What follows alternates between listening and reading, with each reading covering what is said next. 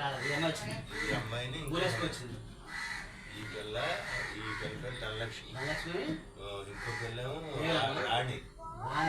ఆడితో మీ దగ్గర చదువుకున్నాను. చెప్పదా అంటున్నాను. రేవతి అన్న పేరే రీలం తల్లి. రీలం పెట్టారా? మాట బాగుంటుందని చెప్పి రేవతి వాతం చెప్పామని